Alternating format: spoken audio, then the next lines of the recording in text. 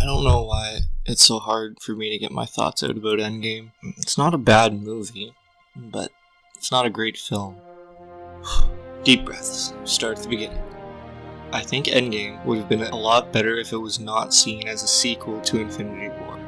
It wasn't necessarily marketed as a direct sequel to Infinity War, but I think people rightfully saw them closer together than, say, the original Avengers and Ultron. We knew that these two movies were going to be closely tied together, so any plot points in Infinity War, I think were rightfully expected to be in Endgame. Okay, so one of the big questions between Infinity War and Endgame was how was Tony going to get back to Earth? We kind of all figured he would, but in reality that was a pretty dire situation. How the hell was he going to get home? And the way they chose to bring him home is just all kinds of disappointing. Because it was a big question, and the answer was just, oh yeah, there's no problem, piece of cake. It's a piece of crumb cake. And then you could say, well, obviously Captain Marvel was, looking through the cosmos with the team, and she fucking knew where to go, and she's all helpy. But then you show them being like, yeah, maybe someone says, we think we know where Titan is, you go take a look. But no, she just shows up with a bright light, saving the day. Right off the start, kind of jarring, in my opinion. Not necessarily how I would have done it, but they needed to get him back to Earth. So like I said, disappointing. I didn't okay, pretty good quality scenes, very good acting. When Robert Downey Jr., Iron Man, is mad at Captain America for not being there. You said we were going to lose together. You weren't there. Why didn't anyone stand up for Cap and be like, yo, we were all here getting our ass kicked by Thanos. Steve got punched in the face. We thought he died. I get that maybe Tony didn't know that, but when they're... And maybe he's just mad about the original rift, that they weren't all together at the same time. But either way, Captain America was right there fighting Thanos, doing everything he could. He lost with his homies on Earth. I thought someone should have stood up for him. It's a very small side note. Oh, okay. Now this might be my biggest disappointment of the movie. The disappointment stems from potential. It's seeing so much potential and wondering why it wasn't fulfilled. Of course it's going to be satisfying. Of course it's going to be a fun movie, but when it could have been great, I'm definitely one of the people, because I love sports and I watch all kinds of sports, that I can't get enough of potential. I pay attention to potential more than anything. The possibilities of how good someone can be, and then watching certain ones rise to the top and actually fulfill the potential is so satisfying when you've been paying attention to it from the beginning. And the same can be said about these movies. They've had so much potential. Some have hit, some have exceeded their potential. I don't think there's a good reason why Endgame couldn't have been the best film of all of them. Infinity War was really good. It set the bar high. But that's when you gotta buckle down and be like, we have to beat the bar. We can't be satisfied. We can't be satisfied with Infinity War. Everyone else will be, all the fans. But as a team, they should have tried to stick the landing a little cleaner. One of the big questions: how would Ant-Man get out of the quantum realm? What's the answer? Who cares? Whether it was a rat or an earthquake that shook the van, the point is that's some crazy technology, and that's... I'm pretty sure you can hear the disappointment in my voice, and I can't believe I'm actually recording this all. So, if you're listening, it's just something to talk about. It's not bad. It's just, there are some people that can imagine how good it could have been. And, it kind of gets in the way for me. Because of the plot, the rat. How did Scott Lang get out because of a rat? What? Why? Why couldn't one of the Avengers have been digging, trying to do everything possible, finding a van registered to someone, the last person Scott was in contact with. No, that's how he gets out? So, like, right off the bat, the movie kind of left me a little wanting, I think is the word. My best comparison, and I've said it to a few different people now, is that it's like your favorite sports team. So only one team can win the championship in a year. Whether it's a Super Bowl, it's a World Series, Stanley Cup, NBA Finals. Your favorite team could go all the way to the finals, could have amazing moments, and still not win at all? How would you describe that season? You know, the optimist fan would point out every good thing about the year. Every good thing. Like, that's all they would focus on. But then there are fans who imagined more. What they got was great, but why are they disappointed? It's just because they saw the potential. What it could have been? We could have won. Like, there are so many scenes in Endgame where I think potential is clear. They could have won every scene. Instead of that, they settled on confusing scenes and then skipping over it with quick pacing to fucking hide it. Like, literally getting told not to ask questions like Austin Powers, which is fine. I completely understand. Like, you can turn off your brain for a movie and have a really good time. I just, personally, I think there are too many other TV shows and movies that explain way too much. You know, books have always had it, but now TV shows and films have been able to adapt that level of detail and explanation and realism behind the work. So when time travel is invented by Tony Stark acting surprised, like, he didn't do any, like, and he didn't do anything. He just went, oh, holy shit. And there's nothing wrong with that. I guess I just thought that if you're going to tackle time travel with everything else that is existing in the world today, you would have taken on the challenge of being like, oh, we can't leave this vague. We have to. Like, we gotta kill this. Like, we gotta absolutely nail it. It has to be so down-packed, so explained that people refer to Avengers for time travel rules from now on. So, my first problem with the time travel, and maybe I'm wrong, and I've been trying to say this to people and I haven't quite been disagreed with, but maybe I'm missing something. So Scott Lang, Ant-Man, lived 5 hours in the quantum realm while 5 years on Earth went by. So it takes 5 years of real time to accomplish 5 hours of work in the quantum realm. So it would take 1 year of real time to do 1 hour of work in the quantum realm. If you keep scaling that down, the point is you would need a lot of time to do any work in the quantum realm. Yet, the movie quickly reverses it and says the real world just needs 10 seconds and you'll get 1 week or 1 hour in the quantum realm to walk around. Whatever the first test was with Ant-Man. So, like, if they wanted to do a test run, Hawkeye going to see his family, maybe that's like a minute tops from when he spawns in his barn to when he goes to knock on the door. That should have been like, I don't know, a week real time? I really wish I did the math, but I just don't care.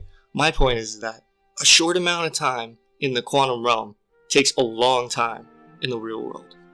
But, you know, he goes to see his family for a minute and then gets pulled back and it's only been like a second.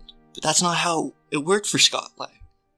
So maybe I'm wrong and maybe I'm not understanding it, and please feel free to correct me on that. Okay, I understood it as, the more time we take in the quantum realm, the more time passes on Earth. So we are fucked if anything goes wrong in this time heist.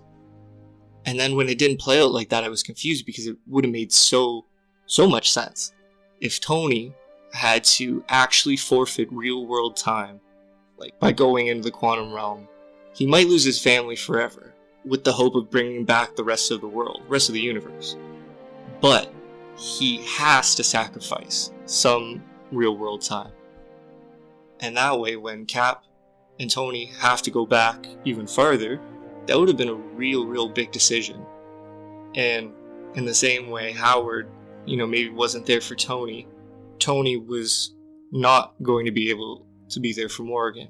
But maybe I don't understand time travel. But it sure seemed like if you wanted to spend time in the quantum realm, using the quantum realm, if you wanted 5 hours, you needed 5 years. Back to payoffs and like plot points. Actual plot points, not plot holes.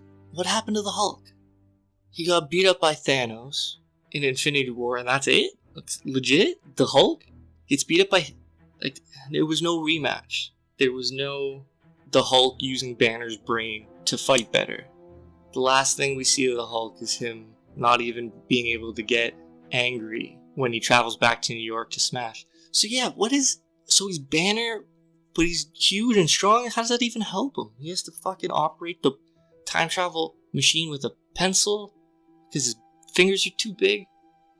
I don't get it. When he used the stones, he mentions that it's a lot of gamma radiation, and that's why he has to be the one to do it. Should have made him stronger. Now, I am not a fucking huge comic book guy. I'm trying to get there. But I know when I'm in over my head. Having said that, I thought the rule was the more damage he takes, especially 1, anger, but 2, gamma, the stronger the Hulk gets. So you can't get rid of the guy. And nah, just busts up his arm? How does the writing process not consist of, okay, we want the Hulk to do this in a scene. So isn't there someone in the room that has the Hulk's powers? You know, on a fucking cue card? Just pulls it out and is like, okay, this is what would happen. It'd be like just neglecting Wolverine's healing abilities. Like, how much do you think that pisses off writers? Wolverine heals. Like, oh my god, you have to write him out of situations in the stupidest ways, and you have to make his opponents look so stupid because he just gets back up. That's his power. If you have to remember that every time, you have to deal with that. Shouldn't you have to deal with everyone's power? Like, why are there nerfs and buffs? I mean, these are comic book characters. These are the most consistent things in literature. Like, these characters have been the same way for so long because people like it. People have liked it. People like their personalities. And it's not, Shakespeare. It's not why people enjoy it. It's not the depth of these characters. Like, people like Thor for being the god of thunder. For being worthy. And then they make him a drunk. And who can't hear Thanos' name? Why?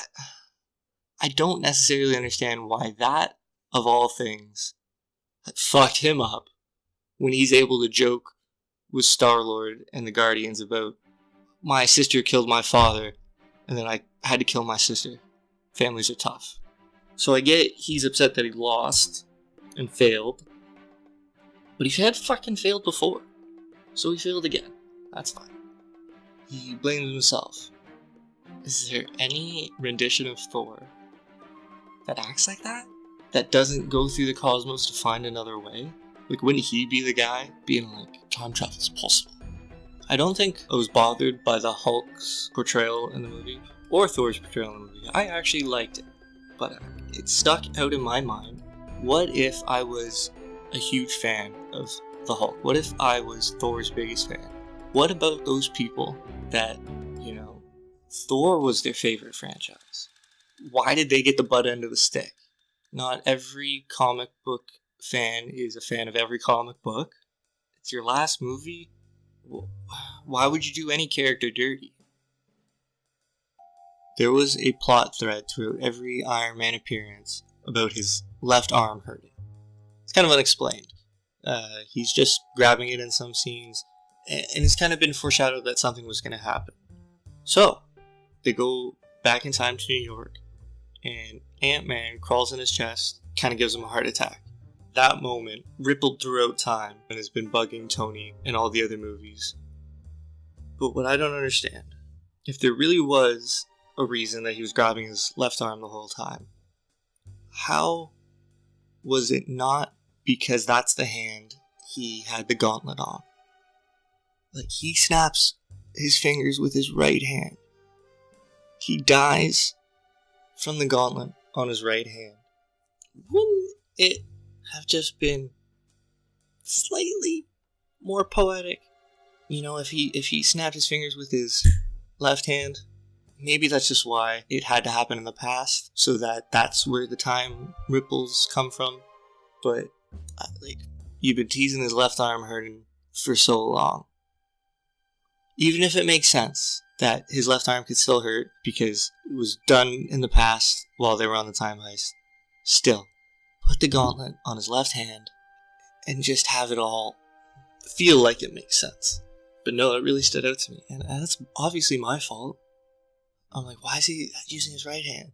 His left one's been the one that's hurting. Slight, awkward, funny moment. Okay, no, I gotta say, why was Pepper so okay with Tony dying? She's just like, no, close your eyes. Shh. You earned it, but shh. Oh, she knew he was dead.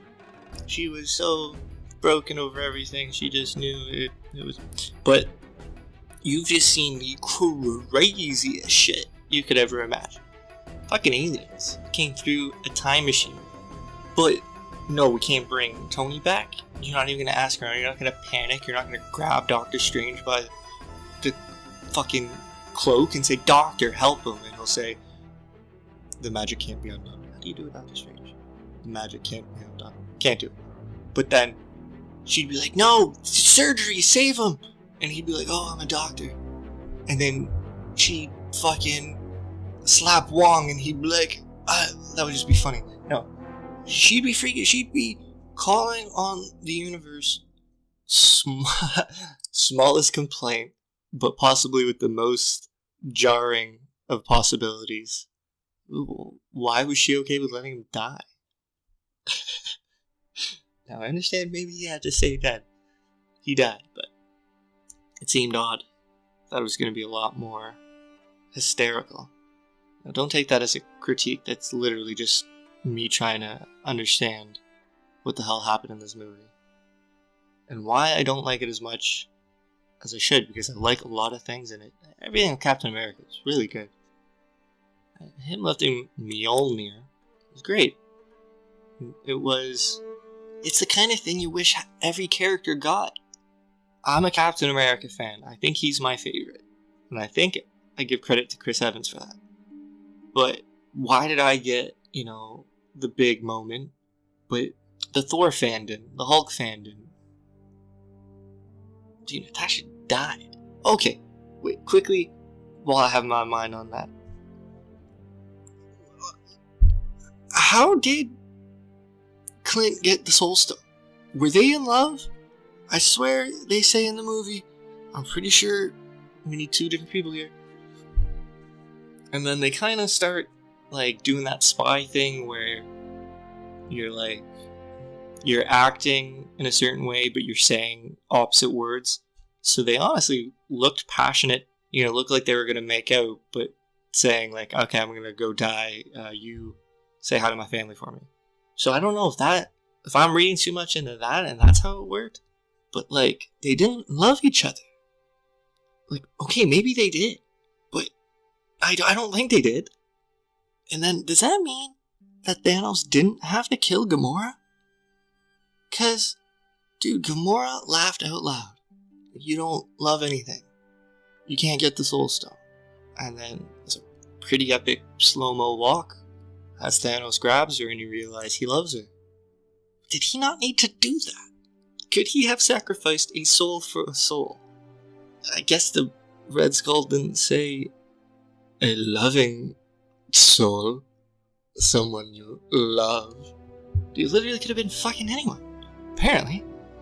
I know they had a relationship, but was that considered love? And could you get the Soul Stone from self-sacrifice? Did Thanos just need someone to love him? And some devotee? And then they just jump off the cliff and the Soul Stone rises? Because it seemed like Thanos needed to sacrifice something he loved. This is a lot less rhetorical than I hope it sounds, because I'm just trying to figure this out. I don't know why I'm confused by this movie, but some things aren't quite clicking for me. You call these plot holes if you want, but maybe I just don't understand them yet. My point is, I don't do this often. I think it's probably good and healthy to try and talk about things things you're confused about, even if it's as silly as a movie. Because there's an awful lot that goes into that 3 hours. Maybe the most confusing one is, how did Steve get to the bench? So he goes, first of all, I don't know what he said to the Red Skull. He's probably looking down. Who knows if the Red Skull's even cleaned up Natasha's body. It looked like some of Gamora's blood was still down there. He's probably lazy. He doesn't want to go back down there. Fucking get on his knees. He's not about that. So he goes in and gives the Soul Stone back, and Red Skull probably chirps him like, haha, you can't get Natasha back. So he goes back to a time where he could meet Peggy, maybe fucking tell her everything. Just like sneak off with her as if she never existed. And theoretically not alter the Captain America program, and that it would be different. He definitely saw some shit, he lived through some shit. This is not a complaint, that was a very nice ending for Captain America. However, his character through these movies has not been that. It has been the sacrifice, it's been the guy who can't get time back. He's a man out of time. His nightmare vision was about, never getting that dance. That was the most powerful because it wasn't the future. It wasn't Ragnarok that Thor had to go prevent. It was his past. It's what he's been living with. It's what he's stuck with. He's mad at the beginning of the first Avengers. He's confused. He's punching bags, and Fury asks him about the cube. He says, you should have just left it in the ocean. He's not happy. He hasn't been happy. He's been Captain America. He's been what the team has needed. And he's been about sacrifice. And since he's carried that throughout the films, it just would have seemed fitting. He didn't have to die, but it would have seemed fitting for him to have a somber ending. Maybe I can't even say that. He's not the type to give up. He's not the type to sit on the sidelines. How did he go and live a life with Peggy while things happened around him? I don't want this to be more deep than I'm sounding. I guess I don't really talk to anyone about the movie. And there's some things left a little questions in my mind. Seemed like more than a one-man job. 6 guys to go... How many? 12 guys to go get the stones? One guy can put them all back. No fucking problem. Captain America. Quick question. Okay, how did Nebula get away with it? The evil Nebula. I'm just gonna call him Iron Patriot. War Machine and Nebula have the Power Stone, and they count down 3, 2, 1. Fucking War Machine dips. Nebula gets zapped, and that's when Thanos grabs her, says, take her to my ship. Wasn't everyone like, yo, where's Nebula? Get her back, pressing buttons. I don't recall her, the evil one hopping back through, and then being like, where were you? And her being like, I was lost in the time realm, but I'm here now. Friends. But no, she didn't fucking do that. They didn't she got back to... See, am I missing something? Wouldn't it have been a big deal to not show up with the person you're with? And then, how did Thanos get his ship and all his people to 2019? Pretty sure the movie had two big rules. Well, not rules, 2 foundations. One is a time machine, the other is the Pym particle. They were pretty adamant that one didn't work without the other. So how the fuck did Thanos get his whole ship and the people through? Legit, how the fuck? Did he invent time travel? Did Thanos invent time travel? I know Nebula goes back and presses some buttons to get him through, but how were they able to get on the fucking time travel boat?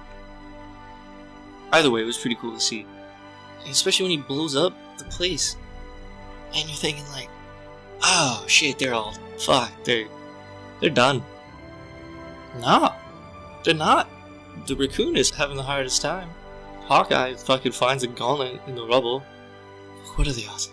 It looked like he messed up that place. He ended up killing it. Ant-Man has to go and save War Machine and Rocket. And with War Machine's suit's all busted, his fucking leg harness is busted. He can't walk. He's paralyzed, right? When they cut away and they re-emerge, he's in a different outfit. He's in his Iron Patriot gear. I'm pretty sure it is. Where the hell did he get that from? Did he get that from the rubble? Maybe I'm wrong to question. what doesn't need to be questioned. I don't know why I'm not as big of a fan of the movie as I should be. I gotta say, I'm kind of proud of myself for recording this. I don't have the confidence in myself that I'll upload it yet, but we'll see if we get there. Like, I honestly don't have it in me to legitimately complain about entertainment in the first world. Like, I think you have to be off your rocker to be so entitled that you get mad at a movie, but I think you can get disappointed. I think that's fair. Thor said something about, Thanos wiping out half his people, but it's like, that's not true. He showed up on your ship and fucked everyone up with the Power Stone. Like, I thought that's where he killed all the Asgardians. Who the hell is in New Asgard? Where'd Valkyrie come from? Super odd to, like, leave a question, where's Valkyrie? Where's Korg? Unique? Hey, man. And then answer it with, what do you mean, where are they? They're right here. And you're like, no, that's not what I meant. Where were they? No, dude, they're right here. Don't you see? And you're like, oh my god. For real, where was Valkyrie? How did she get a flying horse? That wasn't around. Thanos didn't wipe out half of Asgard. He killed them all, I think. Thor was the only survivor and he fucking splattered on the side of the ship. Yeah, it's like not legitimately anger or mad. I was just like, what the? It's a good way of putting it. Too many times, I was just like, wait, what? I don't know if I'll leave this in, but by far my favorite parts of the movie, and like, I can't quite put my finger on why Scarlett Johansson was able to perform so well. It could just be the material. They wrote her a scene where she's crying because she's overwhelmed at trying to maintain order. Maybe she hasn't been written that before. So maybe that's all it was, but holy, she did a good job throughout the movie and every scene she was in. Maybe it's, I'm not an actor, but I played a lot of sports, and I tell you, you can look like 5 different people in a sporting year. There's your confident self, you're fucking hitting everything, draining everything, and then, the days you don't feel like yourself, you just can't. Buckets aren't going in, can't hit a fairway, whatever sport you're into, the feeling of the top of the confidence mountain to the bottom, and the steps in between. Maybe it's kind of like that for acting. Maybe she was filming some scenes during a hot streak. Talk about movie magic, but maybe it's just being in the zone and having a camera film at the right time. Because they certainly got some good scenes in it. And Ant-Man as well.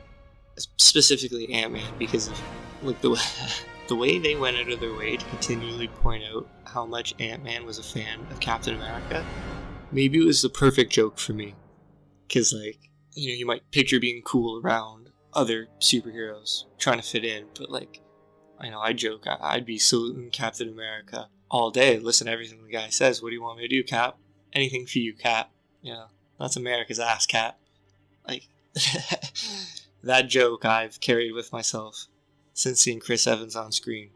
Made it really funny to see Ant-Man act in the same way. To the point you'll have an ensemble scene and you'll have Ant-Man respond directly to Captain America and not the group. It's a very subtle use of humor, but honestly, I have to say it makes me laugh every time. With the smile and the enthusiasm, and like, because Paul Rudd's so animated, he's not always like that. Sometimes he's dry, but when it comes to Cap, it's head up, smiling, what do you need, sir? That's one joke that really hit home with me. Oh no, I have one more complaint, unfortunately. So when they went back to New York, they see the Hulk beating up some Chitauri, going nuts, throwing a car on a guy, jumping on the car, ripping off a tire and throwing that. Cut to our Hulk and he kind of covers his eyes like, oh fuck, he's embarrassed. And he goes out and he can't even smash anything, he can't even get mad, they play it off as a joke, but I was thinking, like, we wouldn't be here without that Hulk. We would not be here if it wasn't for the success of the first Avengers movie. And I feel like so many people do not acknowledge that. Before the Avengers was a success, it was not a certainty that an ensemble cast of superheroes could work. there was the thought that, oh, too many villains in a movie would ruin something. How could you have so many heroes? How could you make use of screen time? How could you have them all interact? How could you? Well, the Avengers did it. Everyone's done it since, but people forget that that's the movie that made it all possible. Because people were so convinced it was too hard to do. It might as well have been impossible. We're not even going to try it. And I thought it was an odd move to disrespect the movie that allowed you to make your current movie. You're embarrassed that the Hulk used to smash things and go crazy? People fucking loved that Hulk. That's my secret, Cap. I'm always angry. People went nuts. That's what we wanted. Cap's giving orders, and Hulk. Smash. He goes building to building. The Force. Fucking picking up a god. Puny god. And then, when you travel back to that time. By the way, how does Hulk not notice them? They're like standing right beside him. Wouldn't he look to his left? Anyways, why would they disrespect that movie? Like, why would you be embarrassed of that? Like, that's what got you here. It just seemed odd not to put everything on a pedestal and not to be proud of every moment. This is definitely a little off track, but another complaint. It isn't the biggest implication of all the time travel the fact that there is a Thor without a hammer? Isn't that the biggest problem? Like, there is a fucking god of thunder whose mother, maybe they would have talked that day. Jane just got stabbed. They gotta get out of there. Jane got stabbed by Rocket to get the ether. Like, maybe Thor's mom would have calmed everyone down and maybe explained the situation. But Thor would have lost Mjolnir. What happens to a Thor that loses Mjolnir? I don't know why I'm hung up on that one, but that is a story I'd like to see. Did Cap bring Mjolnir back? That would have been cool to see him fucking carrying it around like it didn't weigh anything. Damn, I wish we got that scene. It is kind of shocking how many things took me out of the immersion of the movie. I know it wasn't like that for everybody. It's just my opinion. Feel free to correct me. If your correction just comes with like an assumption, I think that's not the point. My point is that, yeah, of course there are answers to some of these questions. Why not show it? I really wanted to love this movie. I'm happy people did. There's just oddly too many things that didn't make sense in a 3-hour movie. You had 3 hours. Did we really need to see Nebula and Tony play football with the paper or whatever?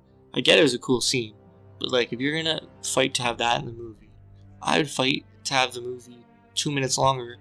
Fuck it, 30 seconds longer. Captain Marvel, everyone else is panicking trying to find Tony. She gets a tip and she goes out to find him, instead of her showing up in a bright light as we think Tony's gonna die.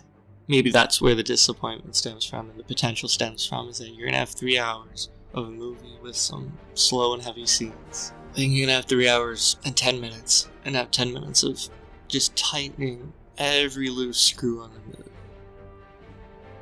Maybe it is just a personal complaint, but it could have been better.